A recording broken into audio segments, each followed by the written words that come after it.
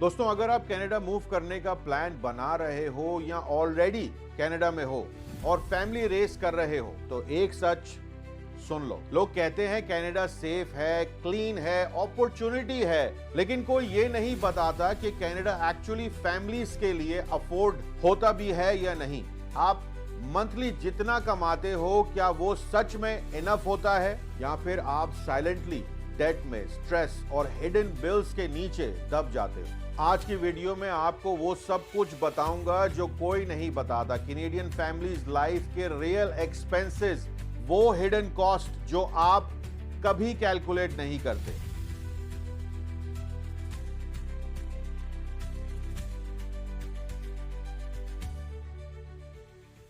Canada को दुनिया में एक अफोर्डेबल, फैमिली फ्रेंडली कंट्री के तौर पर मार्केट किया जाता है, लेकिन ग्राउंड रियलिटी क्या है?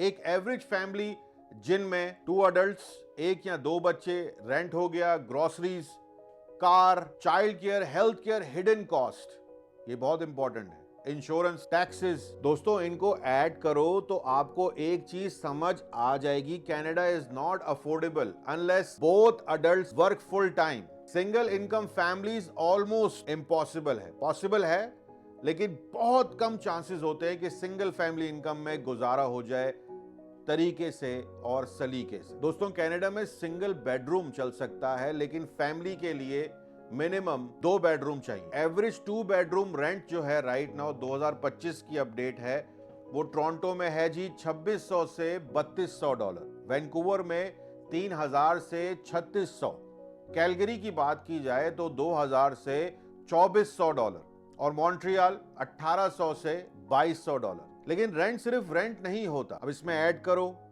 आपका हाइड्रो है, आपकी हीटिंग है, वाईफाई है, टेनेंट इंश्योरेंस है, पार्किंग भी कभी कभी आपको पे करनी पड़ती है, तो monthly housing alone 3000 plus easily cross कर जाता है। भाई, आप जब ग्रोसरी स्टोर जाते हो 5 चीजें लेने, बिल आता है $80। Family of 4 groceries per month, आपका मिनिमम जो एवरेज है वो $900 से $1300 है, और ये सिर्फ नॉर्मल खाने का खर्चा है। अगर आप स्पेशल डाइट पर हैं, एशियन ग्रोसरीज लेते हैं, हलाल मीट, प्राइस आप डबल कर लो इस पे से, तो फैमिली को खिलाना कनाडा में एक फुल टाइम जॉब जैसा एक्सपेंस बन जाता है। अब बात करूं अगर चाइल्ड केयर एक्सपेंस की, डे केयर एक्सपेंसेस की, ये कनाडा का सबसे हिडन और डेंजरस एक्सपेंस है। अब डे केयर के जो प्राइजेस है दोस्तों, वो टोरंटो में 1200 से 1800 है पर चाइल्ड, वैंकूवर 1400 से $2000, कैलगरी 900 से $1300। अगर आपके 2 बच्चे डे केयर में हैं, आपका रेंट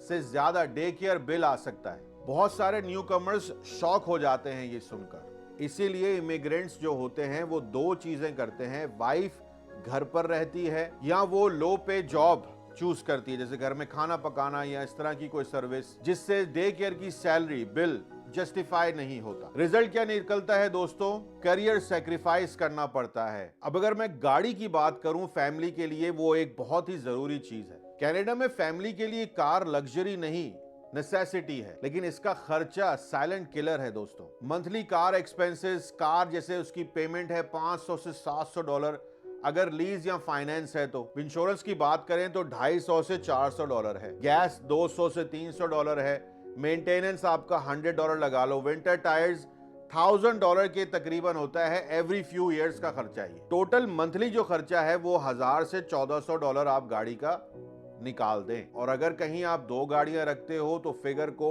डबल कर लो। अब हेल्थ केयर की बात करें, सब समझते हैं कि ये फ्री है, बट ये कंप्लीटली फ्री नहीं है। टेक्निकली हेल्थ केयर फ्री है, लेकिन डेंटल फ्री नहीं है, मेडिसिन फ्री नहीं है, आई केयर फ्री नहीं है, फिजियोथेरेपी फ्री नहीं है, ट्रैवल मेडिकल बिल्कुल फ्री नहीं है। आपका एक डेंटल विजिट कनाडा में $250 से $400 का, इसलिए बहुत सारे इमिग्रेंट्स बैक होम जाके इलाज करवाते हैं, स्पेशली डेंटल का। अब रूट कैनाल कनाडा में हो रहा है 1200 से 1800 कैनेडियन डॉलर्स। ग्लासेस जो लगते हैं आपको नजर के, $200 से $400 एक ग्लासेस के। मेडिसिन $50 to $300 पर मंथ, वो डिपेंड करता है मेडिसिन का। इंश्योरेंस आपको लेनी ही पड़ती है $150 से $250 पर मंथ, फिर जाके आपके एक्सपेंसेस थोड़े से कवर होते हैं। टैक्सेस दोस्तों कनाडा का सबसे अंडर एस्टिमेटेड जो है वो शौक है। आपको सैलरी पॉकेट में पूरी नहीं मिलती। बहुत लोग सिर्फ ग्रॉस सैलरी सुनकर कनाडा आ जाते हैं। रियलिटी क्या है वो मैं आपको बताता हूँ। अब आपकी सैलरी सालाना ग्रॉस 70,000 है, अप्रोक्सीमेट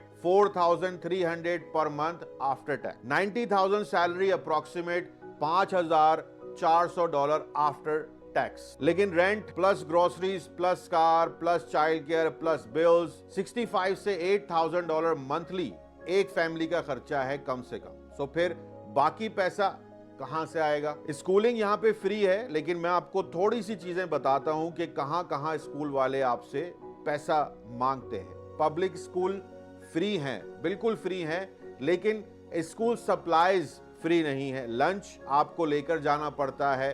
फील्ड ट्रिप्स पैसे बहुत हैवी होते हैं उसके। यूनिफॉर्म्स जो होते हैं वो कुछ स्कूलों में होते हैं जो आपको खरीदने पड़ते हैं। आफ्टर स्कूल प्रोग्राम्स $300 से $500 तक खर्च है।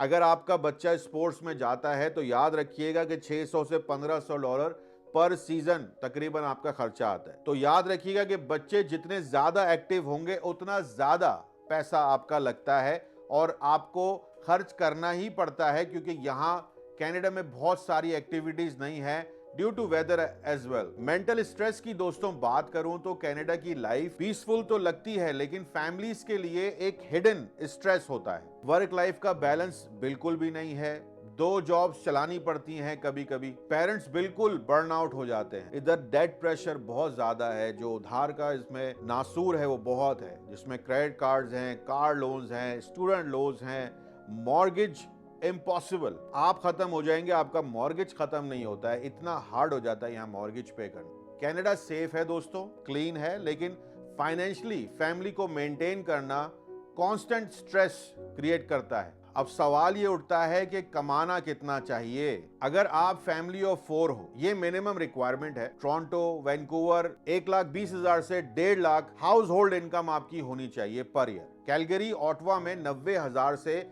1,10,000।